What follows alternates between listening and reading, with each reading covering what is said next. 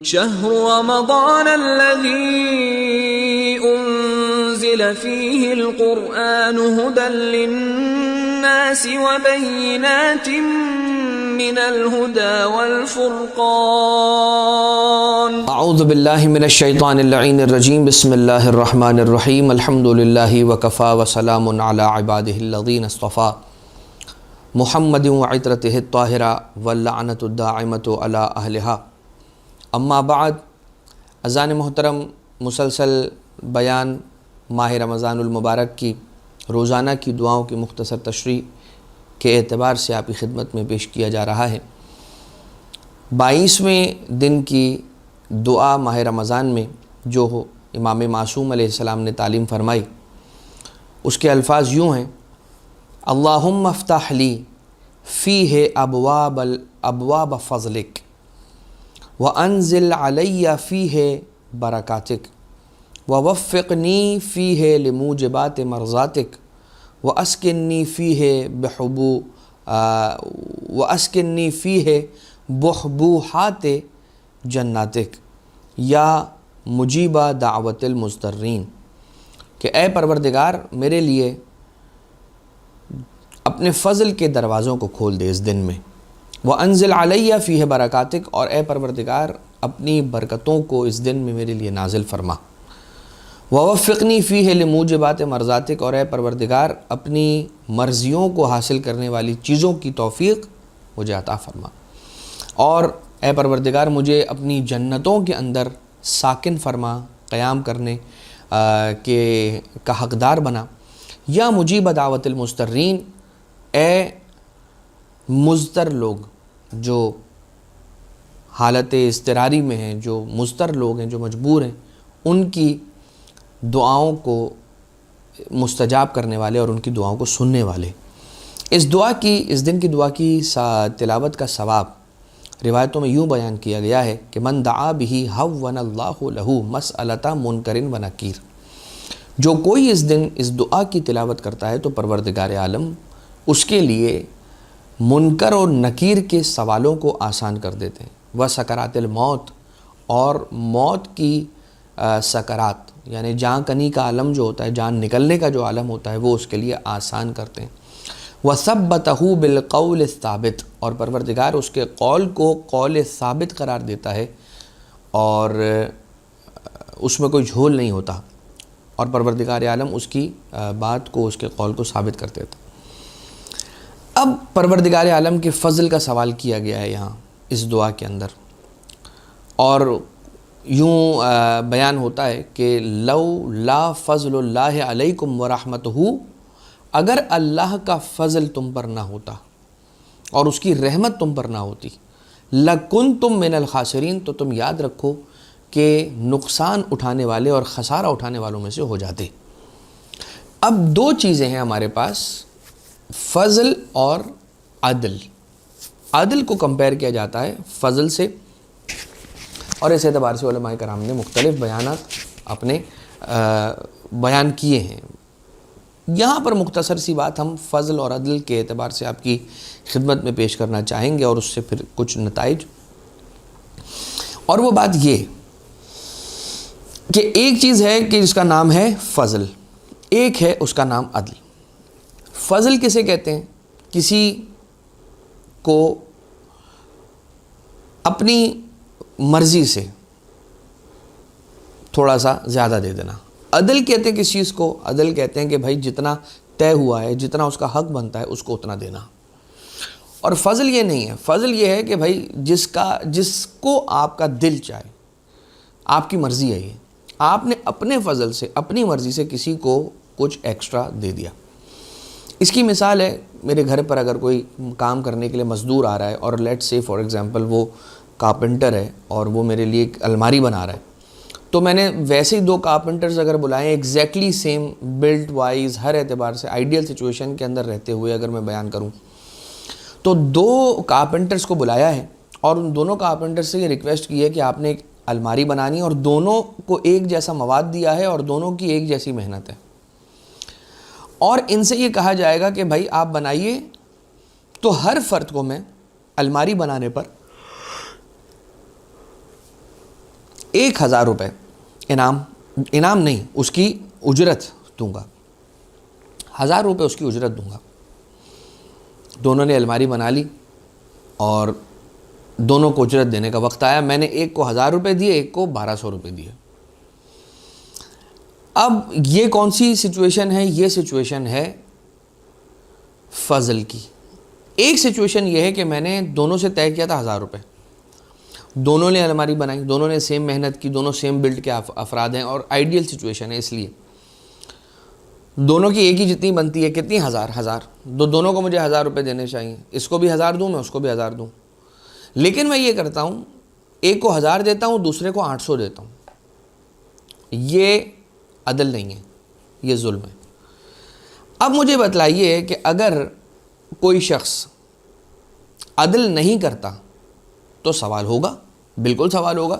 سوال اس لیے ہوگا کہ بھائی آپ نے عدل کرنا ہے، عدل کرنا ہے کیوں؟ کیونکہ آپ نے وعدہ کیا تھا، آپ نے طے کیا تھا کہ اگر تم الماری مجھے بنا کر دو گے تو میں تمہیں بھی 1000 دوں گا، تمہیں بھی 1000 دوں گا۔ ایک کو آپ نے 1000 دیا، دوسرے کو آپ نے 800 دیے، 200 اس میں ڈالیں اور پورا کریں 1000، تو یہ اس کی صرف اور صرف اجرت بنے گی۔ اب آ جائیے، اگر میں فضل کی بات کرتا ہوں تو دونوں کو 1000 دے دیے، عدل ہو گیا، اب کوئی سوال نہیں ہو سکتا۔ فضل کیا جا رہا ہے، کسی کو 200 روپے ایکسٹرا دیے جا رہے ہیں، اب یہاں پہ سوال نہیں کر سکتا کوئی کہ آپ کیوں اسے 200 روپے ایکسٹرا دے رہے ہیں۔ کیا علم میں وہ مجھ سے زیادہ ہے؟ کہا نہیں۔ کسی اور چیز میں زیادہ ہے؟ کہا نہیں۔ بس یہ میرا فضل ہے، میری مرضی ہے، میری خواہش ہے کہ میں اسے 200 روپے زیادہ دوں، میں دے رہا ہوں۔ یہاں پر یہ چیز سمجھ میں آتی ہے جب کوئی یہ سوال کرتا ہے نا کہ پروردگار عالم نے ایک آنسو کے بدلے جنت کیسے لکھ دی ہے مومن کے لیے، غم حسین علیہ السلام میں ایک آنسو نکلنے کے بدلے اس کے عوض پوری جنت دے رہا ہے پروردگار، تو جواب یہ ہے کہ بھیا یہ فضل ہے، اللہ کا فضل ہے حسین ابن علی علیہ السلام پر، اور یہ وعدہ اللہ کا ہے سرکار حسین ابن علی علیہ السلام، سرکار سید الشہداء علیہ السلام سے، کہ اے حسین، میں تیری محبت میں تیرے لیے، تیری وجہ سے اسے بھی دوں گا اجر، اسے بھی دوں گا جنت، کہ جو تیرے غم میں آنسو بہا رہا ہے۔ یہ فضل ہے پروردگار عالم کا، اس فضل پر سوال نہیں ہو سکتا۔ خدا چاہے تو جتنا دے، خدا چاہے تو ساری کائنات دے دے، امام حسین علیہ السلام کے نام کر دے ساری کائنات، اور خدا چاہے تو جتنا محدود اگر دینا چاہے تو محدود دے دے، لیکن بات یہاں پر یہ ہے کہ یہ امام حسین ابن علی علیہ السلام ہے، اور پروردگار عالم نے یہ فضل آقا ابو عبداللہ علیہ السلام پر فرمایا ہے، لہٰذا یہ فضل ہے اور اس فضل میں سوال نہیں ہو سکتا۔ یہ ذالک فضل اللہ یعطیہ من یشاء، یہ تو اللہ کا فضل ہے، وہ جسے چاہے، من یشاء یعطیہ من یشاء، جسے چاہے عطا کر دے، لہٰذا اللہ سے اس کے فضل کا سوال کرو، عدل کا سوال نہ کرو۔ ربنا عاملنا بفضلک یا کریم ولا تعاملنا بعدلک یا رحیم، اے پروردگار مجھ سے معاملہ اور مجھ سے جو تو سلسلہ روا رکھیو وہ اپنے فضل کا رکھیو، عدل کا نہ رکھیو، اس لیے کہ تو نے اگر عدل کیا تو کوئی نہیں بچ پائے گا۔ بنی اسرائیل کے قوم میں ایک عبادت گزار شخص تھا، اور وہ عبادت ایسے کر رہا تھا کہ 70 سال تک مسلسل عبادتوں کو انجام دیتا رہا۔ پروردگار عالم نے وحی کی اس زمانے کے نبی کو کہ اے نبی خدا، اس عابد و زاہد شخص کے پاس جائیے اور اس سے کہیے کہ تم نے اپنی عمر ہماری عبادت کے اندر گزاری، ہم تمہیں اپنے فضل و کرم سے بخش دیں گے، ہم تمہیں اپنے فضل و کرم سے بخش دیں گے، تم نے پوری زندگی ہماری عبادت میں گزار دی، اب ہم تمہیں اپنے فضل و کرم سے بخش دیں گے۔ زاہد نے یہ جملہ سنا نبی خدا کے زبانی، تو کہنے لگا کہ اے پروردگار، اگر تو اپنے فضل سے جنت میں بھیجے گا تو میری عبادتوں کا کیا ہوگا جو میں نے اتنی عبادتیں کی ہیں؟ تو اپنے فضل سے اگر مجھے جنت میں بھیج رہا ہے، میری عبادتوں کی وجہ سے نہیں بھیج رہا، تو پروردگار میری عبادتوں کا کیا ہوگا؟ کیا وہ ایسی کی ویسی پڑی رہ جائیں گی، ضائع ہو جائیں گی؟ پروردگار عالم کی جانب سے اسی وقت اس کے دانت میں درد پیدا ہوا۔ اب جیسے اس کے دانت میں درد ہونے لگا، وہ رونے لگا، کہنے لگا مجھے شفا دے دیجئے۔ اللہ نے کہا اپنی عبادتیں دو اور شفا لو، اور درد اتنا شدید تھا کہ وہ مجبور ہوا یہ کہنے پر کہ لے لیجئے 70 سال کی عبادت، لیکن مجھے شفا دے دیجئے۔ پروردگار عالم نے 70 سال کی عبادت لے لی اور شفا دے دی۔ اب جب اسے شفا مل گئی اور ہوش میں آیا، ذرا سکون میں آیا تو اس کا دماغ اب ذرا کام کرنے لگا، تو آواز قدرت آئی، یا اسی نبی کے ذریعے پروردگار عالم نے پیغام بھجوایا کہ اب بتا اے عابد و زاہد، اب تجھے کون سی چیز بچا کر لے کر جائے گی، اب تو تیرے عبادتیں بھی تیرے پاس نہیں ہیں۔ کہا کہ اے رب ذوالجلال، صرف اور صرف تیرا فضل اور تیرا کرم ہی بچا سکتا ہے، اور تیرا فضل اور تیری رحمت ہی بچا سکتی ہے، ورنہ انسان کی عبادتوں میں وہ طاقت نہیں ہے کہ انسان کو بچا کے جنت میں لے جائے۔ چھٹے امام ہیں صادق آل محمد امام جعفر صادق علیہ الصلوۃ والسلام، اللہم صلی علی محمد وآل محمد۔ ایک دن مدینہ کے غریبوں اور فقراء کے بارے میں فرماتے ہیں کہ پیغمبر اکرم صلی اللہ علیہ وسلم کے پاس یہ آئے، اور چھٹے امام فرما رہے ہیں کہ ہمارے جد، ہمارے دادا نانا رسول اللہ صلی اللہ علیہ وآلہ وسلم کی خدمت میں مدینہ کے غرباء اور فقراء آئے۔ آنے کے بعد کہا کہ مالدار لوگوں کے پاس اتنا پیسہ ہے کہ وہ غلام بھی آزاد کرتے ہیں، وہ حج پر بھی جاتے ہیں، وہ نیک اعمال بھی انجام دیتے ہیں، وہ انفاق بھی کرتے ہیں، مگر ہم اتنے مالدار نہیں ہیں کہ حج پر جا سکیں، مگر ہم اتنے مالدار نہیں ہیں کہ ہم مال کو راہ خدا کے اندر صدقہ کر سکیں، ہم اتنے مالدار نہیں ہیں کہ ہم غلام آزاد کر سکیں، ہم اتنے مالدار نہیں ہیں کہ حج پہ جا سکیں۔ تو رسول اللہ صلی اللہ علیہ وآلہ وسلم نے ارشاد فرمایا کہ غم کرنے کی کوئی بات نہیں ہے، جو شخص 100 مرتبہ سبحان اللہ کہے گا تو حج میں 100 اونٹ قربان کرنے سے بہتر اس کا اجر ہوگا۔ جو شخص 100 مرتبہ اللہ اکبر کہے گا تو 100 غلام آزاد کرنے سے بہتر ہوگا یہ عمل، اور جو شخص 100 مرتبہ الحمدللہ کہے گا تو 100 اونٹوں کو ساز و سامان سمیت راہ خدا میں بھیجنے سے یہ کام بہتر ہوگا۔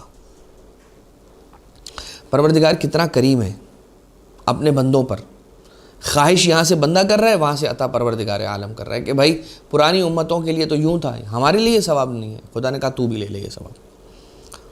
کون سی وہ چیزیں ہیں کہ جن کے ذریعے سے انسان سے برکتیں دور ہو جاتی ہیں، ان چیزوں کو ذرا دیکھتے ہیں، اور مختصر ترین انداز میں 5 چیزوں کو آپ کی خدمت میں بیان کر دیا جائے کہ جن کی وجہ سے برکت انسانی وجود سے دور ہو جاتی ہے، اور وہ ہیں: نمبر 1 گالی دینا، نمبر 2 خیانت کرنا، نمبر 3 نماز کو ہلکا جاننا، نمبر 4 امر و نہیں کرنا، نمبر 5 ائمہ علیہ الصلوۃ والسلام سے توسل کرنا۔ یہ وہ چیزیں ہیں کہ جو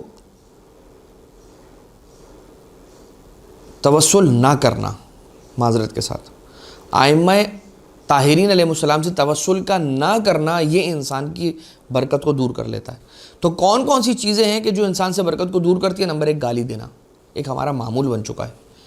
آپ ذرا سا روڈ پر نکل جائیے اور لوگوں کی باتوں کو سننا چاہیں تو ایک جملے میں 3 گالیاں۔ انسان کو زیادہ گالیاں دینا اس کے دل کو مردہ کر دیتا ہے۔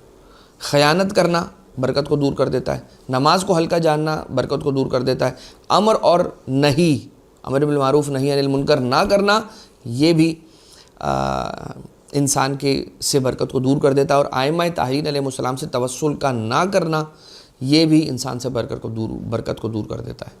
آج کی شب خصوصیت کے ساتھ کہ جب شب قدر کے اعمال کریں گے تو اپنی ان کچھ دعاؤں کے اندر ان دعاؤں کو شامل کر لیجئے گا کہ بار الہ تجھے واسطہ محمد و آل محمد کا، ہمیں معرفت ائمہ معصومین علیہ السلام نصیب کیے رہنا، اور یہ نسل میں ہمارے منتقل ہو مودت اہل بیت اطہار علیہ السلام، محبت و معرفت اہل بیت اطہار علیہ السلام کا پیغام۔